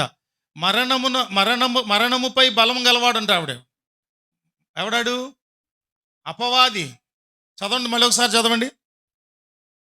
కాబట్టి ఉమ్, ఆ పిల్లలు రక్తమాంసములు గలవారైనందున ఉమ్. ఆ ప్రకారమే మరణము యొక్క బలము గల వానిని, మరణము యొక్క బలము గలవాడు ఎవడు? అపవాది, అపవాది. వాడిని బలహీనపరచాలి. వాడిని బలహీనపరిచినప్పుడు వాడు దేవుని పిల్లల మీద తన మరణ బలాన్ని చూపించలేడు. విచారం ఏంటంటే ఈ రోజును కూడా శరీర బలహీనతలు వచ్చినప్పుడు, షుగర్లు, బీపీలు, థైరాయిడ్లు, ఇంకేమైనా వచ్చినప్పుడు ఏడుపు మొహం వేసుకొని దిగాలుగా కూర్చుంటారు. ఎందుకంటే నాకు రోగం వచ్చింది కాబట్టి నేను చచ్చిపోతా, తొందరగా చచ్చిపోతా, వాళ్ళకంటే తొందరగా చచ్చిపోతా, నా స్నేహితుల కంటే తొందరగా ఈ దిగులు ఎక్కువైపోద్ది. నీవు రక్షింపబడి బాప్తిస్మం పొంది బలలో పాల్గొనే పరిశుద్ధుల గుంపులో నువ్వు చేర్చబడిన వాడవైతే, చేర్చబడిన దానవైతే ఎలా ఉండాలంటే, మనలో మరణం అంటే డోంట్ కేర్. మరణం అంటే ఏంటి? Don't care. ఎందుకంటే ఈ భూమి మీద మనము ప్రభువునందు మృతి పొంది పరిశుద్ధులుగా తిరిగి లేచి క్రీస్తు వారి పునరుత్థాన అనుభవంలో సహానుభవం కలిగిన వాళ్ళం అయిపోయాం కాబట్టి ఇంకా మరణము మన మీద రాజ్యము చేయనేరదు. అందువల్ల మరణం మీద బలం ఉన్నవాడు అపవాది ఉన్నాడే, వాడిని తొక్కిపట్టాడు యేసయ్య. ఆడి బలం నిర్వీర్యమైపోయింది. ఇప్పుడు మనకు మరణమే దీవెన. ఏంటంటే ఈ భూమి మీద ఈ శరీరంతో జరిగే మరణం, ప్రథమ మరణం, రక్షింపబడి ప్రభువునందు నిద్రించిన మరణం ఉందే, అది మనల్ని ఎక్కడ తీసుకెళ్ళద్ది? దేవుని సన్నిధికి తీసుకొని వెళ్ళద్ది. దేవుని అక్కడ జరిగే, ఇంకొక చోట జరిగే రెండవ మరణానికి మనకు దాంట్లో పాలు ఉండదు. హ్యాపీగా ఉంటాం మనందరం. దేవుని కుడిపార్శ్వమందు ఆనందంగా ఉంటాం. యేసయ్య మన కొరకు సిద్ధపరిచిన రాజ్యంలో ఆనందభరితులుగా పరలోక వారసులుగా మనందరం ఉంటాం. ఇవి ఇంకా రెఫరెన్స్ చదివించను. 5 విషయాలు గమనించినప్పుడు యేసయ్య సమాప్తమైనది అని చెప్పిన దాంట్లో సమాప్తం చేయబడిన సంగతులు ఇవి.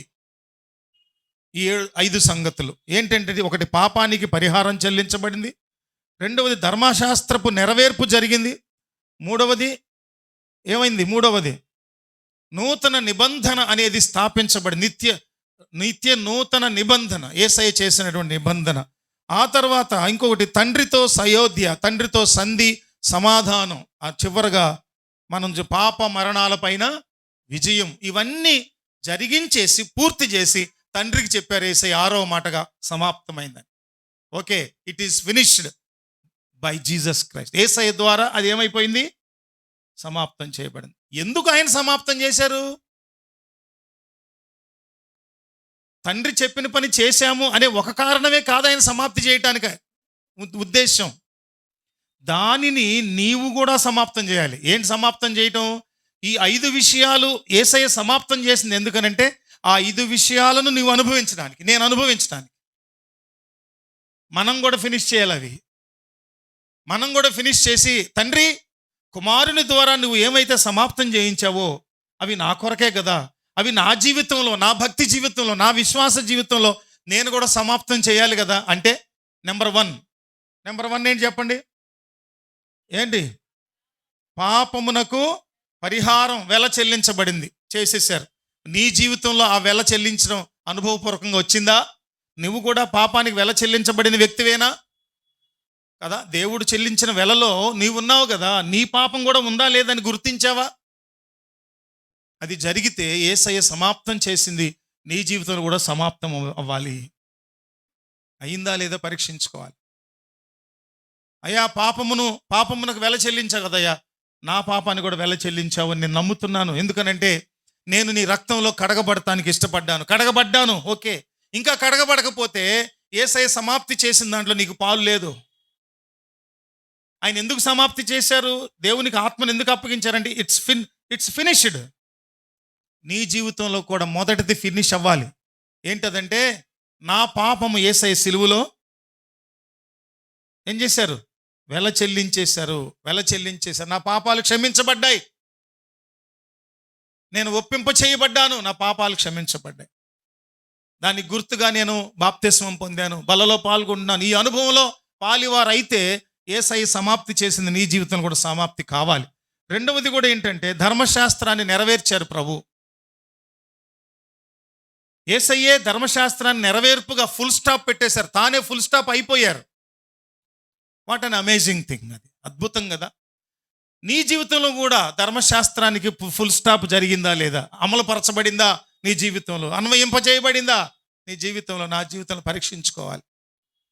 ఇంకా ధర్మశాస్త్ర సంబంధమైన విధానాల్లో నేను ఉంటాను, నాకు ఆ ధర్మశాస్త్రం అక్కర్లేదు, కానీ ఈ దేశ ధర్మశాస్త్రం ప్రకారంగా నాకు ఇష్టం వచ్చిన ఆచారాలు, సాంప్రదాయం, లోకంలో ఉన్న పద్ధతుల ప్రకారం నేను అడ్డదిడ్డంగా నేనేమంటాను విచ్చలవిడిగా బ్రతికేస్తాను అని అనుకుంటే కుదరదు. కుదరదండి. ధర్మశాస్త్రాన్ని యేసయ్య నెరవేర్చారు, నెరవేర్చి దానికి ముగింపు పలికారు. మన జీవితంలో కూడా ఆచారాలకు, వ్యవహారాలు, కర్మకాండలకు, దురలవాట్లకు, దురభ్యాసాలకు ముగింపు పలకబడితే ఆయన సమాప్తి చేసింది మన జీవితంలో కూడా సమాప్తి అవుతుంది. మూడవది ఏంటి, సిలువలో సమాప్తి అనేటటువంటి సమాప్తం అయింది ఏంటంటే, ఆయన పాత నిబంధనను ఆయన సమాప్తి పలికి నూతన నిత్య నిబంధనను స్థాపించడం జరిగింది సమాప్తి చేయటంలో. ఆ నిబంధనలకు నువ్వు వచ్చావా? అబ్రహాముకు దేవుడు ఒక నిబంధన చేశారు, నోవాహుకు ఒక నిబంధన చేశారు, దావీదుకు నిబంధన చేశారు, సొలొమోనుకు నిబంధన చేశారు. మీ తండ్రి చెప్పినట్టు నువ్వు నడిస్తే తండ్రిని దీవించినట్టు నిన్ను దీవిస్తానని చెప్పి అందరికీ నిబంధన చేశారు. ఆ నిబంధన క్రిందకు నువ్వు వచ్చావంటే, క్రొత్త నిబంధన కింద నువ్వు వచ్చావంటే గుర్తు ఏంటంటే యేసయ్య రక్తంలో కడగబడ్డావని అర్థం. బలలో పాల్గొంటున్నావంటే అర్థం ఏంటంటే నీవు నూతన నిత్య నిబంధన క్రిందకు వచ్చిన వాడు. ఇంకా రాలేదా? ఇంకా మైక్ ద్వారా కానీ ఇక్కడ కానీ వింటున్నటువంటి వారు యేసయ్య సమాప్తి చేసిన 5 విషయాల్లో నీవు పాలు పంపులు పొందావా లేదా? 4వది కూడా అంటున్నారు, తండ్రితో సయోధ్య, దేవునితో సయోధ్య. నీకును దేవునికి మధ్య పాపమైన అడ్డుగోడ, దుర్వ్యసనాలనే అడ్డుగోడ, దురలవాట్లనే అడ్డుగోడ, లోక సంబంధమైన ఆచార వ్యవహార కర్మకాండలు అనేటటువంటి అడ్డుగోడలు ఉన్నవే, అవి నా జీవితంలో తొలగించబడ్డాయి. నా జీవితంలో యేసయ్య సమాప్తి చేసినవి నెరవేర్చబడ్డాయి, నాలో కూడా సమాప్తి చేయబడిపోయాయి. నీ జీవితంలో ఇంకా నిలిచే ఉందా దేవునికి నీకు మధ్య పాపమని అడ్డుగోడ, దురలవాట్లని అడ్డుగోడ నిలిచి ఉందా? దేవుడు అంటున్నారు ఏంటంటే దేవునితో సంధి కావాలి, దేవునితో సయోధ్య కావాలి. ఎంతకాలం శత్రువుగా ఉంటావు? ఎన్ని ఉపదేశాలైనా మారు మనసు పొందవా? దేవుని వాక్కు వినబడేటప్పుడు మార్చబడిపోయినట్లుగా నువ్వు ఉండి బయటికి వెళ్ళిన వెంటనే లోకంలో కలిసిపోతున్నావా? ఎంత ఎంత కష్టం అండి అది. దేవునికి ఎంత బాధ కలుగుతుంది. పౌలు భక్తుడు అంటున్నారు, మీరు మారకపోయినందువల్ల తిరిగి నాకు ప్రసవ వేదన మీ ద్వారా కలుగుతుంది అంటాడు. దైవజనులకు ప్రసవ వేదన కలిగించేవారుగా, దేవుని తిరిగి మరలా పరిశుద్ధాత్మను దుఃఖపరిచేవారుగా మనం ఉంటున్నామా? దేవునితో ఒకవేళ సత్సంబంధం పోయిందేమో, బాప్తిస్మం పొంది రక్షింపబడిన బిడ్డవైనప్పటికీ దేవునితో సహవాసం సంధి పోయిందేమో. తిరిగి ఎస్టాబ్లిష్ అవ్వాలి దేవునికి నీకు మధ్య సంధి, సమాధానం. దేవుడు సమాధానాన్ని సంధిని చేసి నీకు నాకు మధ్య ఆయన యేసుక్రీస్తు ప్రభువే మనకు దేవునికి మధ్య సంధి చేశారని చదువుకున్నాం. అది జరిగిందా నీ జీవితంలో? జరగకపోతే యేసయ్య సమాప్తి చేసి తండ్రికి అప్పగించుకున్న మాట వాస్తవమే, కానీ ఆయన ఏ ఉద్దేశంతో తండ్రి చేత చెప్పబడిన పనిని నెరవేర్చి సమాప్తి అన్నాడు, అది నీ జీవితంలో నా జీవితంలో కూడా సమాప్తి అవ్వాలి. అవ్వకపోతే అది అసంపూర్ణంగా మిగిలి ఉంటుంది. చివరిది ఏంటంటే పాపముపై మరణంపై విజయాన్ని ప్రభువిచ్చారు. ఆ విజయం నీకు అన్వయించబడిందా? నీవు అన్వయించుకున్నావా? నీ జీవితంలో పాపం మీద విజయం ఉందా? నీకున్నటువంటి వదరబోతుతనం మీద విజయం ఉందా? నీకున్న మోహపు చూపుల మీద విజయం ఉందా? నీకున్న చెడు నడత మీద, చెడు తలంపుల మీద విజయం ఉందా నీకు? ఇంకా లేకపోతే పరీక్షించుకోవాలి. సూటిగా పరిశుద్ధాత్మ దేవుడు మాట్లాడుతున్నారు ఈ రోజున. యేసయ్య శిలువలో పలికిన 6వ మాట సమాప్తమైనదని చెప్పబడింది. దానిలో 5 సత్యాలు కనపడుతున్నాయి. అవి మన జీవితాల్లో నెరవేర్చబడ్డాయా? దేవుడు ఎప్పుడు సంతోషిస్తారంటే దేవుని మాట ఇలా వెల్లడైనప్పుడు, ఆ వెల్లడైన మాటలో ఉన్నటువంటి హితవు, హెచ్చరిక ఏదో దాన్ని స్వీకరించి బతుకులను సరిచేసుకుంటే ప్రభు సంతోషిస్తారు. అందుకని పాపముపై మరణంపై విజయం పొందారు యేసయ్య శిలువ మరణం ద్వారా. విజయశీలుడిగా ఆరోహణమయ్యారు, తండ్రి దగ్గరికి వెళ్ళారు. ఆయన ఓడిపోయిన వ్యక్తిగా వెళ్ళలేదు, ఆయన విజయశీలుడుగా గెలిచినందువల్ల ఆ విజయమే మన విజయంగా ఈ రోజున లోకమును జయించిన విజయము మన విశ్వాసం. లోకమును జయించిన విజయమే నీ విశ్వాసం, నా విశ్వాసం, మన విశ్వాసం, ఘన విశ్వాసం. మనలో ఉన్న విశ్వాసము యేసయ్య శిలువ మరణమును జయించి గెలిచినటువంటి పునరుత్థాన విజయం తాలూకు విజయం మంది విశ్వాసం. మనం దేవుని మీద ఉంచే విశ్వాసం ద్వారా ఏదైనా సాధించగలం. రోగముపై విజయం సాధించగలం, సమస్యలపై విజయం సాధించగలం, ఏ పరిస్థితి గుండనైనా మనం అధిగమించగలం యేసయ్య మీద ఉంచే విశ్వాసం ద్వారా. అందువల్ల ఈ రోజున it is finished by Jesus Christ. But is it finished in your life? నీ జీవితంలో అది ముగించబడిందా, సమాప్తి పలకబడిందా? ప్రశ్న. ఎవరు రక్షించబడి దేవునిలో ఎదుగుతూ బలలో పాల్గొంటూ ఆత్మ ఫలము కృపా వరములతో నింపబడి దేవుని రాజ్యానికి పరిశుద్ధాత్మని ద్వారా సిద్ధపరచబడుతున్నారో వారిని గురించి దిగులేదు. ఇంకా ఎవరైతే యేసయ్య సమాప్తి చేసిన దానిలో పాలిభాగస్తులు కాలేదో, ఇంకా పాపములు క్షమించబడని, ఇంకా దేవుని సన్నిధిలో పాప క్షమాపణ నిశ్చయత పొందని, బాప్తిస్మ అనుభవం పొందని, బల్లలో పాల్గొనటానికి అర్హతని ఇంకా సంపాదించుకొనని వారు యేసయ్య సమాప్తి చేసిన దానిలో సహానుభవం కలిగిన వారుగా లేరు అని గుర్తుపెట్టుకోవాలి. ఇందులో మొహమాటం లేదండి. ఎవరైనా సరే, నేను దేవుని రాజ్యంలోకి వెళ్ళి అందరూ విడిచిపెట్టబడితే, కుటుంబంలో ఒకరు వెళ్ళి మిగిలిన వాళ్ళు విడిచిపెట్టబడితే ఏంటి ఉపయోగం? కారసాల వారి ఇంట్లో, ఆ ఇంటి పేరట వారి ఇంట్లో అందరూ ప్రభు దగ్గరికి రావాలి. దేవునికి స్తోత్రం కలుగును గాక. అందరూ పరలోక రాజ్యంలో ప్రవేశించాలి. అది దేవుని కోరిక. ఇక్కడ ఉన్నటువంటి గొప్ప గొప్ప వంశీకులు, గొప్ప గొప్ప ఎంటు పేర్లు కలిగిన వాళ్ళు, దేవరపల్లిలో వాళ్ళు వీళ్ళు ఎవరైనా సరే, ఎవరు విడిచిపెట్టడం దేవునికి ఇష్టం కాదు. ఎవరు విడిచిపెట్టబడటం దేవుని చిత్తం కాదు. అందరూ దైవరాజ్య వారసులు కావాలి. నాగేశ్వరరావు గారిని రేపు మనం చూడాలంటే మనం కూడా ఏం చేయాలి? యేసయ్య సమాప్తి చేసిన వాటిలో సహానుభవం అంటే ఆయన సమాప్తి చేయటంలో ఏమేమి ఉద్దేశాలు నెరవేర్చబడ్డాయో అవన్నీ మన జీవితాల్లో కూడా నెరవేర్చబడకపోతే మనకంటే కోల్పోయేవాళ్ళు, మనకంటే నష్టపోయేవాళ్ళు మరెవరు ఉండరు. ఈ సందర్భంగా నేను కుటుంబ సభ్యులు రాజు, రత్న, రమేష్, రాజేష్, వాళ్ళకున్న పిల్లలు, అందరూ మగపిల్లలు, ఒక జాను ఆడపిల్ల, వీళ్ళందరికీ వాళ్ళ రక్త సంబంధులకు, వాళ్ళ అమ్మగారు ఉన్నారు ఇక్కడే, పెంచిన తల్లి కన్న తల్లి ఇద్దరున్నారా? ఇద్దరు రాలేదా? అందరు ఉన్నారు, బంధువులు ఉన్నారు, స్నేహితులు ఉన్నారు. వీళ్ళందరికీ నేను ఈ ఆదరణ కూడిక సందర్భంగా చెప్పేది ఒకటే మాట. అదేంటంటే, దేవుని వాక్కు చేత ఆదరించబడుట, సమాధానపడుట, ప్రేమగా ఉండుట, ఇవన్నీ మనం కలిగి ఉందాం. కుటుంబంలో అందరూ ప్రభురాజ్య వారసులు కావాలి. ఎవరు విడిచిపెట్టబడకూడదు. అట్టి కృపలో మనలను ప్రభు నడిపించుదురుగాక. చెప్పండి, it is finished by Jesus.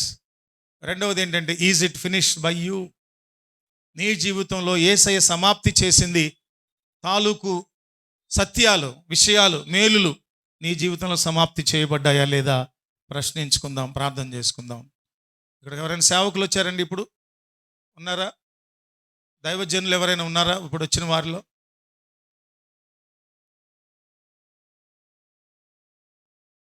ప్రార్థన చేసుకుందాం.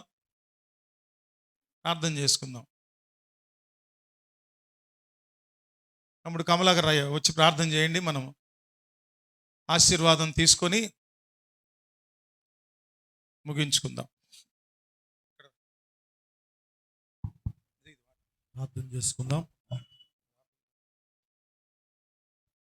చేసుకుందాం. మహాపరిశుద్ధుడా, ప్రేమగలిగిన తండ్రి, మీ బంగారు పాదములకు ఈ మధ్యాహ్న కాల సమయంలో ప్రత్యేకంగా వందనాలు తెలియజేస్తున్నాం. నీతిమంతుని జ్ఞాపకం చేసుకోవటం ఆశీర్వాదకరమని సెలవిచ్చారు. అయ్యా, మీ దాసుని ద్వారా నాయన సమాప్తమైందని మీరు సిలువలో పలికినటువంటి 6వ మాట ద్వారా ఈ దినము మీ దాసుని ద్వారా చక్కటి సందేశం వినడానికి సహాయం చేసిన దేవుడవు. మీరు మీకు అప్పగించినటువంటి ప్రతిదీని నాయన సమాప్తము చేసి ముగించి, అయా నాయన మీ తండ్రికి కుమారుడుగా, అయా శ్రేష్టమైనటువంటి కుమారుడుగా ప్రభువా మీరు స్వీకరించబడిన విధానం బడి స్తోత్రాలు. అలాగే చెప్పబడిన ఆ సమాప్తం అవ్వటానికి కారణాలు నాయన 7 అంశాలు ప్రభువా ఈ దినం మీ దాసుని ద్వారా తెలియజేసి ఉంటుండగా 5 అంశాలు. అయా ఈ దినము ఒక ముగింపు రావాలంటే నాయన చెప్పబడిన వారన్నిటినీ చక్కగా ముగించేటువంటి అనుభవాలు కావాలి. అవి మీలో ఉన్నాయి. ఈ దినము ఒక విశ్వాసిగా పేరు పెట్టుకొని ముందుకు వెళ్ళుచున్నప్పుడు మీరు మాకు మాదిరిగా ఉంటుండగా అయా పాపము, శాపము, రోగము వాటన్నిటి నుంచి మేము విడుదల పొందటానికి సహాయము చేయండి. కారణము నాయన అయా మేము ఇంకా పాపులమై ఉండగానే మీరు మా కొరకు మరణించినటువంటి దేవుడవు. అలాగే నాయన మరణించడమే కాదు కానీ మా కొరకు మీరు పునరుద్ధానపు శక్తిని, పునరుద్ధానపు జీవమును మీరు మాకు అనుగ్రహించి ఉంటుండగా, పునరుద్ధానము జీవమును నేనే, నా యందు విశ్వాసం ఉంచి వాడు చనిపోయినను బ్రతుకును, బ్రతికి నా యందు విశ్వాసం ఉంచి ప్రతివాడును నిత్యము బ్రతుకునని మీరు సెలవిచ్చారు కనుక అట్టి కృప నాయన ఈ దినం మాకు దయచేయండి. అయా మా ప్రియులు నాగేశ్వరరావు గారు మీరు జ్ఞాపకం చేసుకుని నాయన స్తోత్రాలు. ఈ దినము మీ దాసుని ద్వారా ఏర్పాటు చేయబడిన ఈ యొక్క ఆదరణ కూడికలో అయా నాయన బిడ్డలందరూ సమకూడి వచ్చి ఉంటుండగా ఈ మాటలు నాయన జీవము కలిగినటువంటి మాటలు కనుక గడ్డి ఎండును దాని యొక్క పువ్వు రాలును, అయితే మీ వాక్యము నిత్యము నిలుచును కనుక ఈ వాక్యపు వెలుగు ప్రతి ఒక్కరికి మీరు అనుగ్రహించిన విధానం బట్టి స్తోత్రాలు. ఈ దాసుని మీ రాజ్య వారసులు మీరు జ్ఞాపకం చేసుకొని విడవబడినటువంటి కుటుంబంలో ఉన్న రక్త సంబంధులు, కుటుంబ సభ్యులు ఎవరైతే ఇంకా లోకంలో ఉన్నారో వారందరూ ప్రభువా ఈ 5 అంశాలు వారి హృదయాల్లో స్థిరపరచుకొని మేము కూడా నాయన మేము ఆ యొక్క ముగింపు కూడా బాగా ఉన్నది అనేటువంటి సత్యాన్ని బిడ్డలందరూ పలకడానికి సహాయం చేయండి. మారు మనసు పొంది ప్రభువా మీ క్రియలు కలిగి ముందుకు వెళ్ళేటువంటి భాగ్యమును ఈ మధ్యాహ్న కాల సమయంలో అందరికీ మీరు దయచేయమని కోరుచున్నాం. మీ దాసుడు వాక్య పరిచయం చేసి ఉంటుండగా మీ దాసుని ఇంకా బలపరిచి ఆయా స్థలాల్లో ఇంకా బహుగా ప్రభువా మీ కడవరి దినాలు మీరు బలంగా వాడుకొని వచ్చినటువంటి వారిని అలాగే రానటువంటి వారిని ఎవరైతే ప్రభువా ఇంకా మీ కొరకు ఎదురు చూస్తున్నారో వారందరినీ మీరు సిద్ధపరిచి మీరే మహిమ, ఘనత, ప్రభావములు పొందుకొనమని నజడని యేసు నామములు అడిగి వేడుకొనుచు ప్రార్థన చేస్తున్నాము తండ్రి. ఆమేన్. మన సృష్టికర్తయగు తండ్రి ప్రేమ, కుమారుడైన క్రీస్తు వారి కృప, పరిశుద్ధాత్మ దేవుని నిత్య అన్యోన్య సహవాసం ఈరోజు జ్ఞాపకార్థ సమావేశంగా, ఆదరణ సమావేశంగా ఏర్పాటు చేయబడిన ఈ సమావేశానికి మూలమయ్యున్న కారసాల నాగేశ్వరరావు గారి కుటుంబమునకును, సమకూడిన రక్త సంబంధులు, స్నేహితులు, శ్రేయోభిలాషులందరికీ, దైవజనుల కుటుంబములకును, ఈరోజు ఇందులో పాల్గొనబోయే ప్రజలకును సమస్త దీవెన ఆశీర్వాదములు సమృద్ధిగా అనుగ్రహించబడునుగాక. ఆమేన్. పరలోకమందున్న మా తండ్రి, మీ నామం పరిశుద్ధపరచబడునుగాక, నీ రాజ్యము వచ్చునుగాక, నీ చిత్తము పరలోకమందు నెరవేరుచున్నట్లు భూమి యందును నెరవేరునుగాక. మా అనుదిన ఆహారం నేడు మాకు దయచేయండి. మా ఎడల అపరాధములు చేసిన వారిని మేము క్షమించి ఉన్న ప్రకారం మా అపరాధములు క్షమించండి. మమ్మ శోధనలోనికి తేక దుష్టు నుంచి తప్పించండి. రాజ్యము, శక్తి, మహిమ నిరంతరము నీవై ఉన్నవి తండ్రి. ఆమేన్. అందరికీ వందనాలు.